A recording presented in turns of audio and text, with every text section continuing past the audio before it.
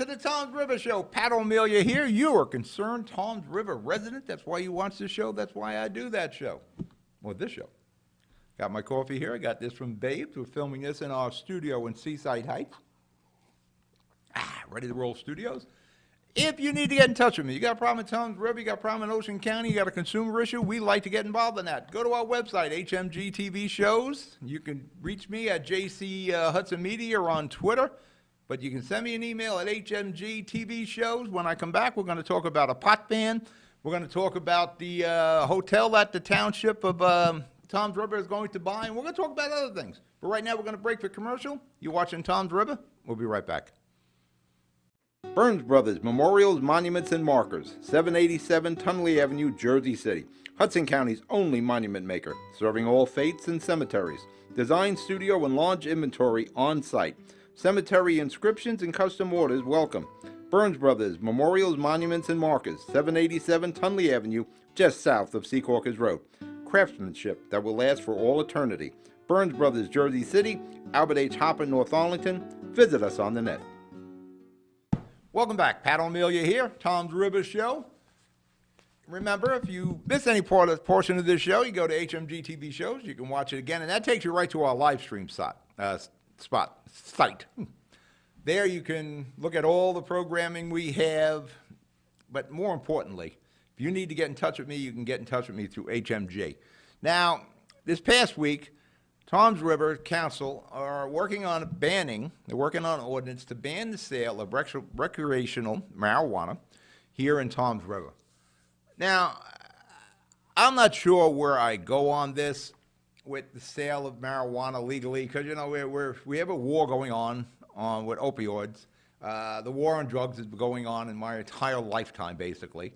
But we're really stepping it up. And Ocean County, Coronado, your prosecutor, is probably a leading force in this war on opioids.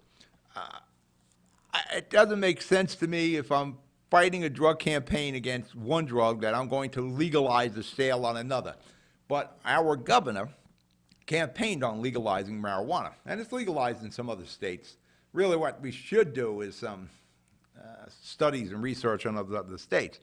But this is a tentpole of Governor Murphy's campaign, and now, you know, it's part of his, probably his first 100 days. Now, will it go into effect in his first 100 days? I sincerely doubt that. It'll take a while. Murphy's a smart guy. He knows if it becomes legal, he's got to have a lot of oversight. He's got to know how to detect it when a police pull over a car. We need to make sure the wrong people don't get it, the kids don't get it. It's got to be enforced far better than cigarettes. He's aware of all of that. My problem with Tom's River, and Seaside Heights is doing the same thing, but I think Seaside Heights may sit on their ordinance a little bit.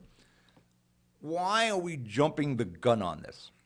Especially, you take a municipality, I'm having a problem today speaking, like Tom's River, that have a budget problem. You know, they're still recovering from Sandy, and I'll get into some of the Sandy as it stands now. It's asking for assistance, financial assistance from the state of New Jersey, from the governor, from Sheila Oliver, who's heading up the DCA, Department of Community Affairs. They're the ones that dole out assistance, transitional aid, emergency aid, that sort of thing to the municipalities. When you're asking for assistance, I don't think you should be poking the governor on one of his tent poles. Again, if Murphy would manage to get this through the Assembly and the Senate and get everything approved, it isn't like he's going to come out of his office in Trenton on Tuesday and say, all right, everybody, pot is legal today. It's going to take a while. Why don't we sit on these ordinances and wait and see what the game plan is coming out of Trenton? What is the program under Governor Phil Murphy? Before we draw the line in the sand. Remember I talked about other shows past about horse trading, the horse trading with the politicians and the Dems and the Republicans to get things accomplished instead of the two sides constantly being a campaign. The Republicans can't work with the Dems, so forth and so on, whether it's in Trenton or in D.C. Why do you want to draw a line in the sand with a new governor with a county and a city that is predominantly Republican. I would try to work along with this man, try to listen to him, try not to draw that line in the sand where we're against this pot sales. The whole state might be, other municipalities may be, but we haven't seen the program yet. And I agree there's some hypocrisy in it when we're having a war on opioids, and here we're talking about legalizing marijuana. But why do you want to poke the new guy? We should be trying to work along with them, especially communities and counties that are considered Republican. I think once the campaigns are over, everybody's got to work to do the job of the people.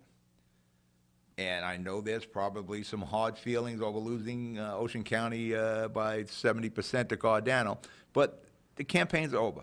He is the governor for everyone. We should all try to work along with him as much as possible. No sense drawing that line in the sand now over banning pot sales before we know anything about the program, when it might start. Like I said, it's not going to start Tuesday. It's probably, if it happens, it's probably a year from now. Well, Governor Murphy knows he's got to make sure he administers this properly. It can't be like cigarettes where kids can buy cigarettes. See, we've got to figure out how to do this properly. We don't need another layer of government and another department. Tobacco and alcohol can handle it. We just got to make sure we put safeguards in place. Is it a revenue performance? You know, there's ridiculous estimations on how much money this can bring into the state. And as I said in previous shows, every nickel of this should go towards your property tax. I don't want to hear about starting another department that's going to administer and oversee the pot sales, because that'll suck up all the money. You know, listen, are we rolling in money from the lottery? Atlantic City? No. You know, we were supposed to, but it didn't happen. We got to make sure we don't mess up this stream of revenue. But before this even comes to pass, we don't need to draw the lines in the sand. Municipalities got to wait on this. All right, we're going to break for commercial. You're watching the Tom's River Show. We'll be right back. Pinto Properties, Jersey City. Shaping the workplace with state-of-the-art office spaces that address your company desires. Building residences that define your home environment, adjacent to all modes of transportation with on-site parking available. The right address, the right lease. Call 201-521-9000 or visit online at panapintoproperties.com. Panapinto Properties, building Jersey City for everyone. All right, we're back. You're watching the Tom's River Show. I'm here. Got my babes coffee. Got it down here at Seaside Heights. We're in Ready to Roll Studios. Not a bad cup of coffee. Actually, Tom's River people need to take advantage of Seaside Heights. This is the place you should be going in. The boardwalk's open. Restaurants are open. Arcades are open. There are things to do in Seaside Heights. Seaside Heights, there's more to Seaside Heights than July to October. There's homeowner opportunities. There's available apartments. There's nighttime activities. There's restaurants. There's everything you can pretty much imagine here in Seaside Heights, but it's desolated down here, which I don't mind the quietness. But really, it is a nice, quiet town. People in Tom's River need to come over the bridge and enjoy Seaside Heights. I want to applaud Tom's River's Council and Mayor Kelleher for deciding to buy the Red Carpet Inn. It has been a nuisance location for Tom's River for quite a long time. Obviously, we couldn't put enough muscle on the Red Carpet Inn for them to fly right. You know, I can think of ways they could have made that place not so much of a nuisance, but purchasing it is one way of handling it. But the problem is they're purchasing it with your money. But all right, what you do with the purchased land? It's a nice location. You know, it's right on the water there. It seems like a nice building. There's things you can do. The game plan right now is to knock it down and make it a park. Everybody wants a park, right? Here's the problem. As I mentioned in the earlier opening when I kept stumbling over words, Tom's River's rateable base, I think, is about 35% is still off the books from Sandy. Still recovering Sandy. Why Tom's River goes to the state and says we need some money, which was working pretty good under Christie. Hopefully it will work well under Governor Murphy and there won't any need for tax increases. Do you really want to take a rateable off the books, which the red carpet site is? It pays property taxes, and make it a park, because once it becomes a park, ain't no rateable anymore. There's no property taxes.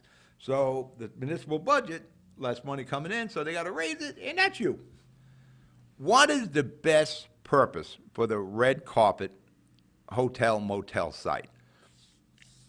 If Tom's River's rateable base was where it should be, 100% on the books, or at least high 90s, need a park? All right, we can go for a park.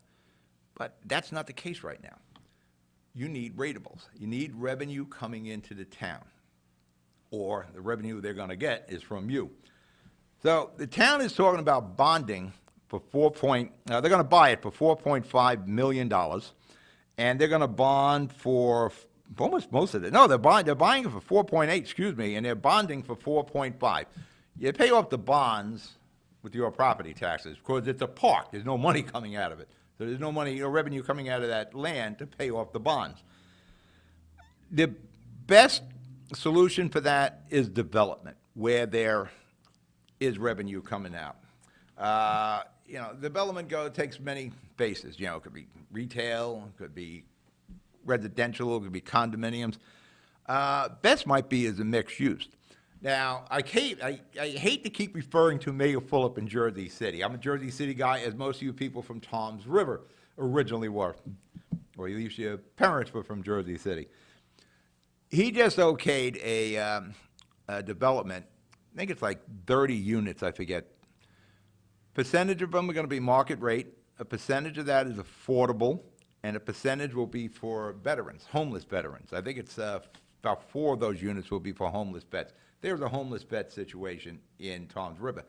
There is an affordable housing problem in Tom's River. The COLA, there's a lot of affordable housing has to be built, and you have market rate.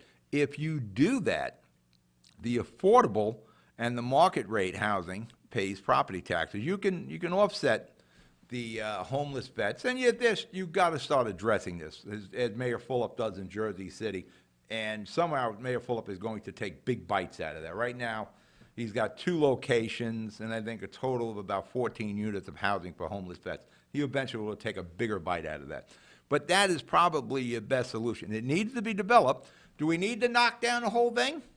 Probably not. You could probably renovate that. It's a good-sized piece of property and a good-sized building where you can build market rate housing, affordable to a percentage, and homeless vets. And that is probably your best solution. And through that, the affordable and the market rate are going to pay property taxes. Now, there may be an abatement involved. I don't know how often Tom's River cuts abatements.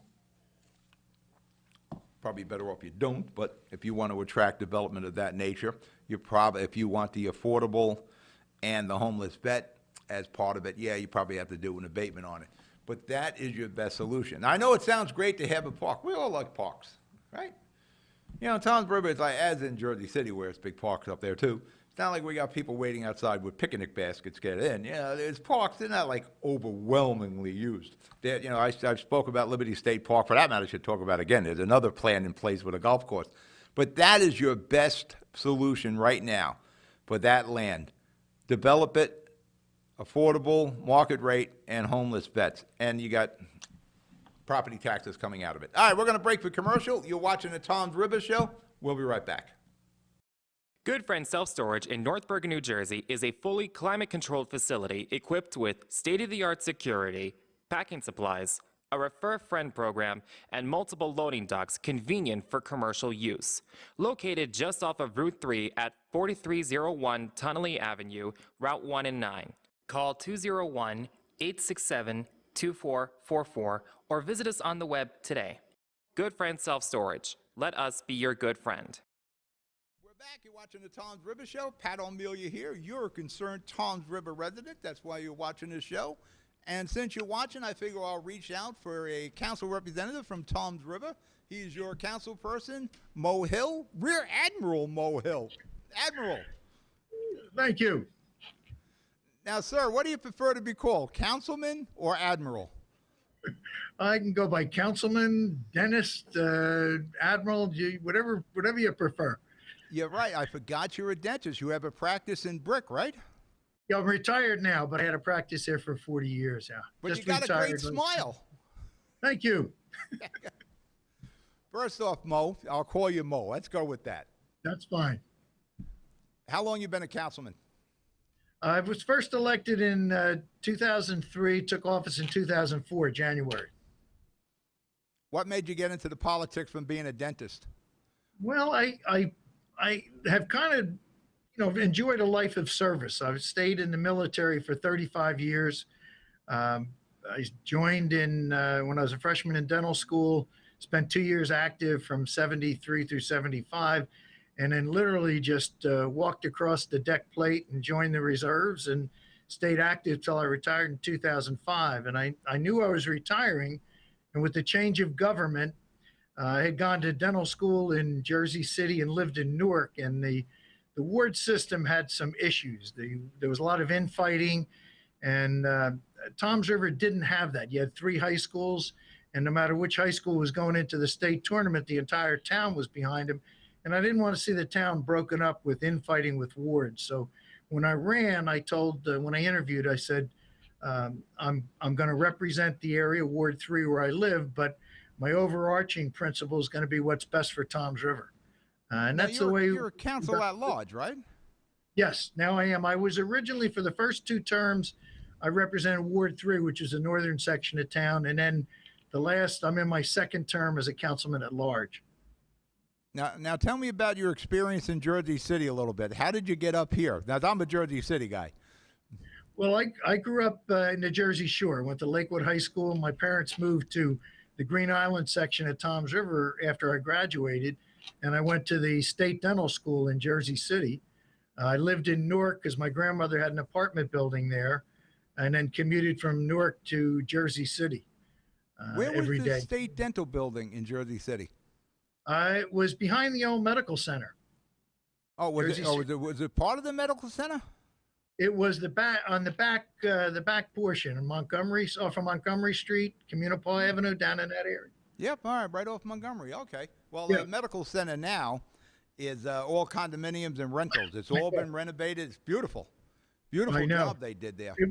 It was a beautiful building. It was there, the halls were marble. It was a beautiful building. The dental school's now moved over to Newark, right near University Hospital in Newark, on Bergen Street. But when I went there, it was in Jersey City. We did our basic sciences in Newark on the campus there, but then went back to Jersey City for our clinical work. Well, the Jersey City Medical Center, no expense was spared with Mayor Frank Hague, who built that. No I know. expense. He probably picked up a few expenses and put them in his pocket by the time that was all done. For that matter, when he had the medical center built, he was working on Jersey City City Hall, and he was taking a lot of the material from the medical center and bringing it down to City Hall. When we renovated the council chambers, we found the same flooring in City Hall as they have in the medical center. Well, at the time, back in the 40s, that was the medical center in New Jersey. It had a very good reputation. I mean, Margaret Hague was, if you were born at the Margaret Hague, you were born at the top-notch maternity hospital in New Jersey at the time. I mean, they had one of the better reputations in the state. That was Frank Hague's badge, that medical center. He loved that medical center. And I was born in the Margaret Hague. It's amazing when I go to Toms River, why I host the show, because since I'm from Jersey City, I fit right into Toms River. It doesn't take long before I find a Jersey City connection in anybody from Toms River. Your mayor, where's your mayor from? He's from Jersey City. My in-laws were from Jersey City, and for the longest time, they used to get the Jersey Journal down in Silverton. It was delivered down there, and that was the newspaper they read. They lived in Holiday City, and it was amazing how many people in Holiday City were actually expats from Jersey City. So my second adopted city is Seaside Heights. Now, my kids just bought a house there, and this year they were selling the Jersey Journal at the 7-Eleven down there. Yeah. I would call Margaret Smith, or I'd tweet it saying every day I picked up the Jersey Journal in Seaside Heights. But it's amazing. I don't need 6 degrees of separation in Tom's River to find Jersey City. No, you I don't. want to You don't. talk. I want to Okay. talk about the red carpet inn, but I'll wait for our second segment on that. What is the status of the rateable base in Tom's River now? How much is still off the books from Sandy? We're probably back about, we're probably about maybe a half a billion to a billion short of where we were before Sandy.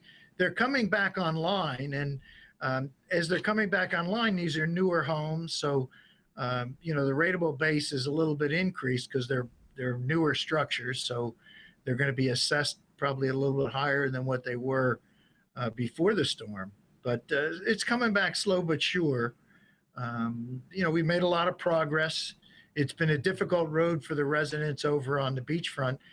My mother had a house in Green Island, and she had passed away in June of 2012. So when the storm hit in the end of October 29th, I went over the week after the storm, and she was elevated about, she had a crawl space maybe 30 inches. There was 1.5 feet of water in her house, so we had to gut that and rebuild her home. My brother and I to get it back on the tax rolls. So it's been Tom's River's done a great job making a comeback from Sandy, but you're still about 30% of the rateable base is still off the books then. Yeah, probably not that much. Probably about 10 to 15%, I would say. Oh, the last time I was talking to Mayor Kelleher about this was about a year ago. He was at 30. All right, well, listen, let's break for commercial. Then we'll come back and we're going to talk about the red carpet inn. All right, we're going to break for commercial. You're watching the Tom's River Show. I'll be back with Councilman-at-Large Mo Hill. We'll be right back. Rama Jewelers, located in the Lyndhurst Shopping Center at 413 Valley Brook Avenue, Lyndhurst. Come for all your jeweler needs at Rama Jewelers, where you will find a fine selection of necklaces, earrings, rings, and bracelets. Choose from one of our complete sets, our many signature items, or find the perfect engagement ring. Come on down. That's Rama Jewelers at 413 Valley Brook Ave, Lyndhurst. Call 201-939-5784 or visit us online today. We're back. You're watching the Tom's River Show. Pat O'Melia here. We'll go back to our guest, Councilman-at-Large, Admiral Mo Hill. I love the Admiral. You should have your Admiral bars on. Well, I got to be careful where I can wear the uniform. Only military events at this point as a retiree. So on your desk in your office, do you have your Admiral bars? I don't, but I have my flags of the Navy and the Marine Corps, along with the American flag. So the two branches that the Navy serves, we serve with the Marines. And as a dental officer, I was assigned for Marine support in my last 2 tours, which are 2 of the best tours I had. Working with the Marines, nobody liked them, I'll tell you.